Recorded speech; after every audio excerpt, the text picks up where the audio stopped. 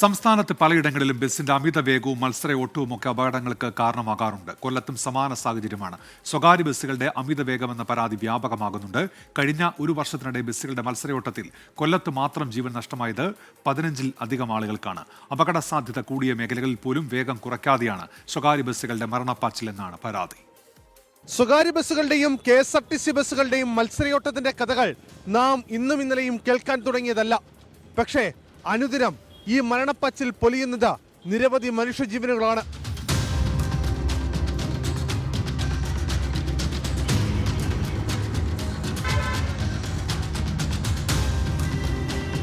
കഴിഞ്ഞ ഒരു വർഷത്തിനിടയിൽ സ്വകാര്യ KSRTC ബസ്സുകളുടെ മത്സരയോട്ടത്തിൽ കൊല്ലം ജില്ലയിൽ പൊഴിഞ്ഞത് 15-ലധികം ജീവനുകൾ. പരിക്കേറ്റവരുടെ എണ്ണം 100-ലധികം. പക്ഷേ ഇന്നും ആളെ കൊല്ലുന്ന ഓട്ടത്തിന് കുറവില്ല.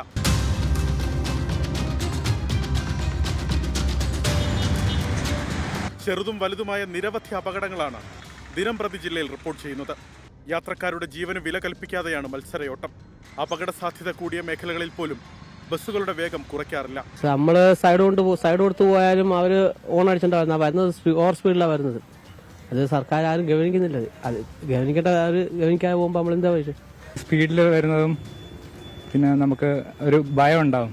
ഓൾറെഡി ഒരു പരിധിവരെ കുറയ്ക്കേണ്ടത് അത്യാവശ്യമാണ്. നമ്മൾ ഫ്രണ്ടിൽ കൂടെ പോവുകയാണെങ്കിൽ അവർ ബാക്കിലൂടെ വരുന്ന സമയത്ത് ഒന്നാമത് ഓൾറെഡിക്ക് ഭയങ്കര സൗണ്ടാണ്. അപ്പം അത് നമ്മൾ ഓടിക്കുന്നതിന് ഒരു ഡിസ്റ്റർബൻസ് ആവും. പിന്നെ ആവശ്യമില്ലാതെ ഓടിക്കുമ്പോഴേക്കും നമുക്കും ഒരു പരിധിക്കപ്പുറം കഴിയുമ്പോഴേക്കും ദേഷ്യം വരും. രാത്രിയെന്നോ പകലെന്നോ വ്യത്യാസമില്ലാതെയാണ് മരണപ്പാച്ചിൽ.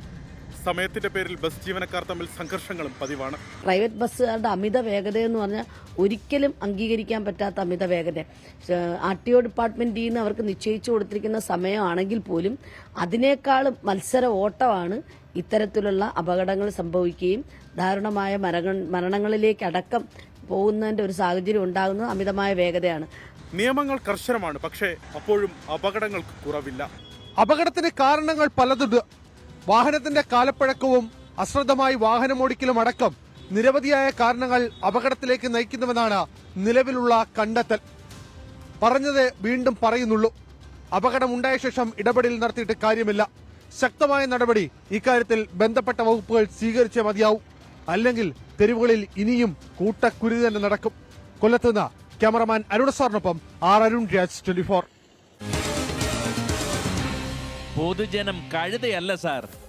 സ്വകാര്യ ബസ്സുകളുടെ അമിത വേഗം എന്ന പരാതി കൊല്ലത്തുയരുന്നു. അതുമായി ബന്ധപ്പെട്ട വിവരങ്ങൾ നൽകുകയായിരുന്നു. ഇക്കാര്യത്തിൽ അധികൃതർ ഇടപെടലുണ്ടാകുമെന്ന് നമ്മൾ പ്രതീക്ഷിക്കുന്നു.